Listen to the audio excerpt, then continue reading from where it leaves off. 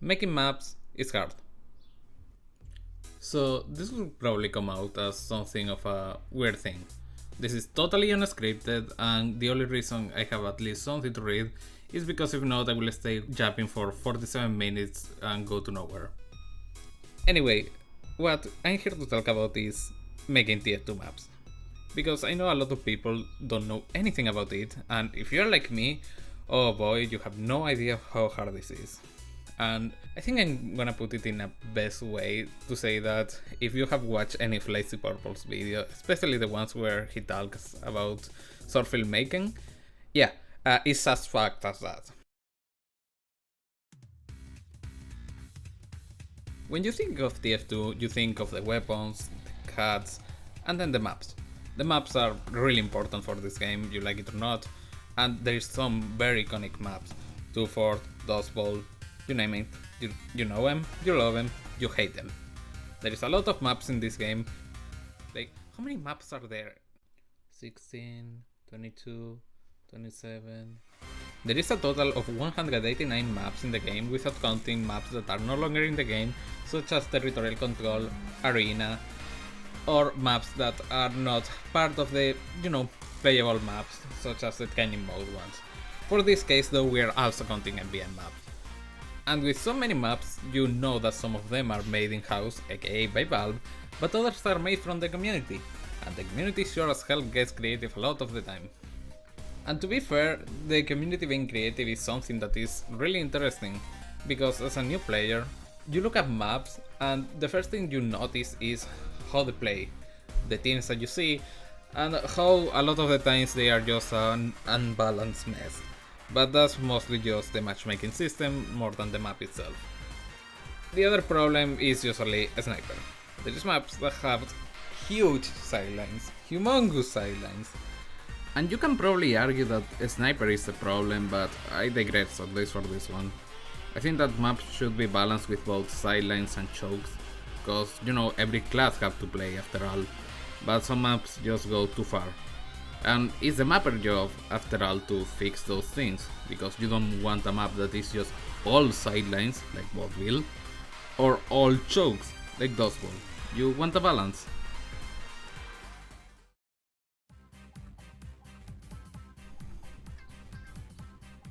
Maps are made with a program named Hammer, though a lot of mappers use the improved version Hammer++. Hammer is in your TF2 files, and you can just boot it up and try it. I don't recommend it though because it's hard to even grasp, so you can just check some tutorials such as the ones from Crash. In Hammer you basically just create brushwork, and then you just shape them into what people know as maps. I know it sounds very simple, it's really not. There's a lot of stuff that goes behind the scenes, such as displacements, clipping, everything related to game balance, props, and other stuff that you cannot even see but are there, such as the triggers that control doors, and the control points, or the card. There is so much behind closed doors that, oh boy, I'm still learning. It's a lot. If you wanna play new maps that are not even in the game, I cannot recommend TF2 Maps more. They are a site that has a forum where you can find a lot of maps and a lot of custom assets if you are a map creator. You can also find a lot of people that are making maps there, and of course their maps. They have a Discord server and it's really a very nice place to be. The forums are also really nice.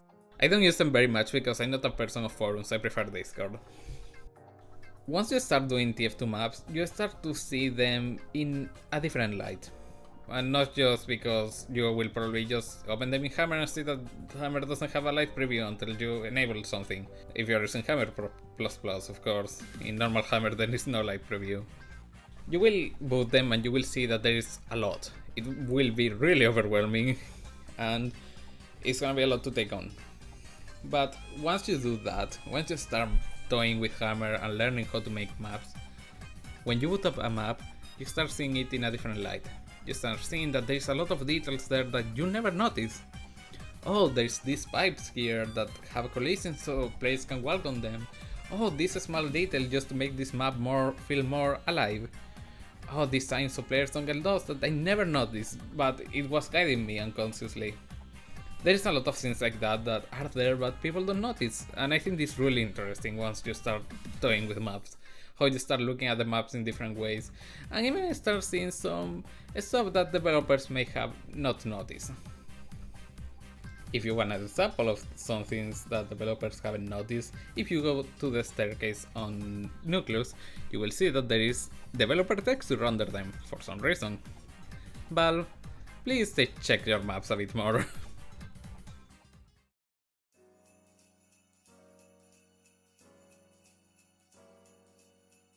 The source engine is very weird. There is a reason that not many people work on TF2, and it's because the spaghetti code is that very spaghetti and horrible.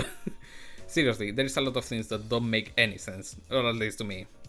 Something that I have been learning recently, and the bad way, is that the water is fucked. I will explain later why is that, but you'll have no idea. As I said, probably all of you have noticed that I have been talking like I know what I'm saying. And yeah, I kinda do. I make TF2 maps. I started like 2 years ago. I'm unsure, to be honest. Time is a really weird concept for someone that is like me. But yeah, I make maps. And at least the 2 ones that are almost finished right now are Neotropic and Demolition. Both are cost maps, and they are both set up in locations that include a lot of water. And something I have learned with them is that the water and the skybox are usually things that get a bit wonky when it comes to source.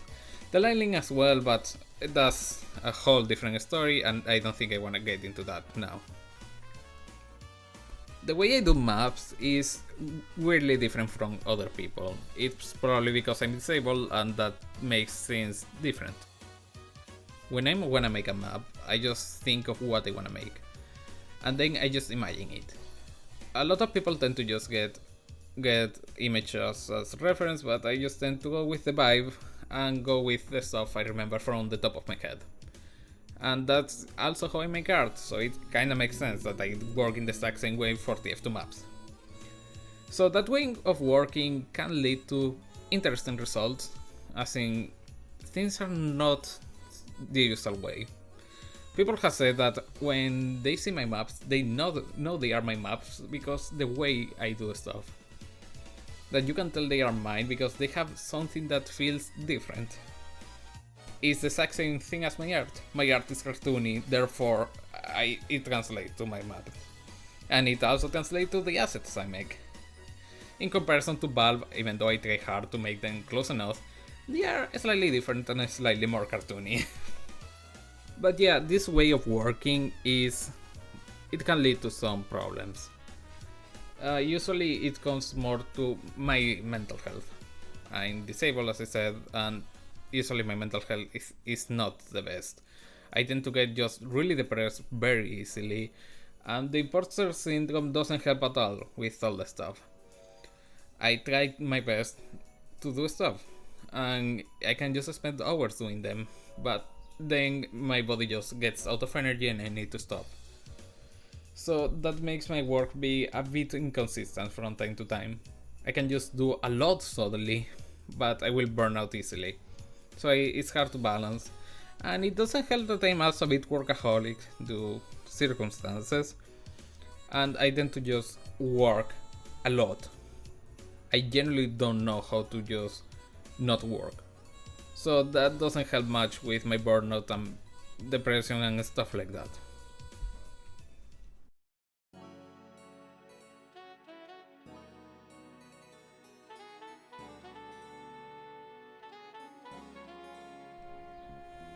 So if you put in the mix all of that and then come to TF2 maps, you test your maps and you get the feedback that is not great.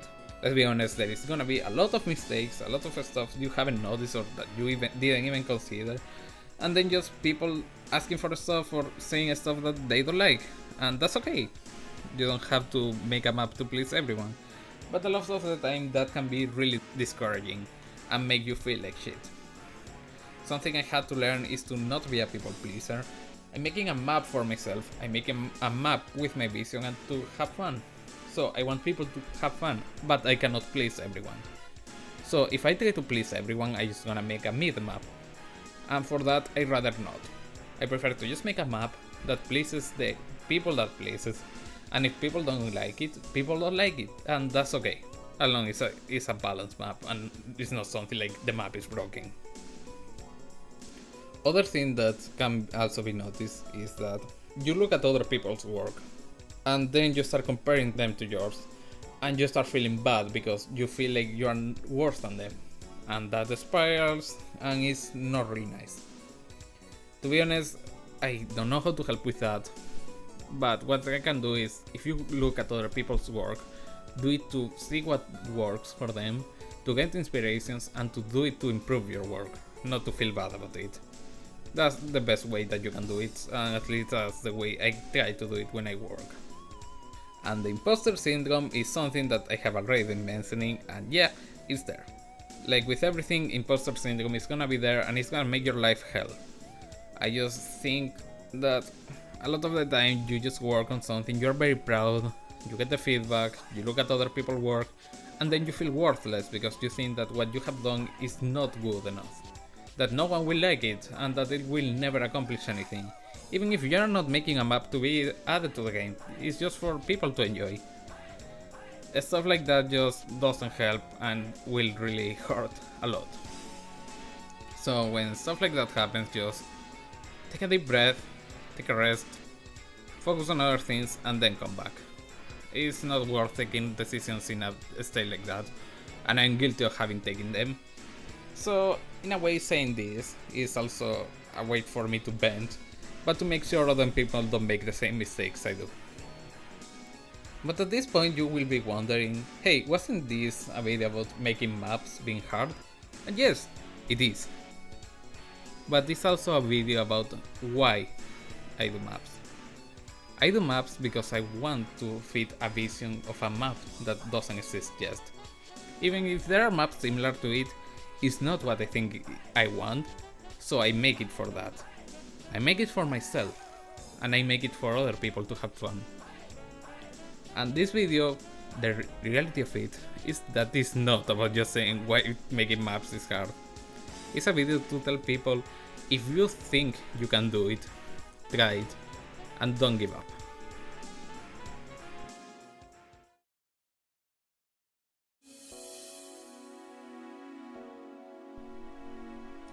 This video is how I got inspired by a lot of people, how I got inspired by friends, by YouTubers, by just people from the community, and how that made me start working on stuff. So it's a video about how I want to do the same for other people.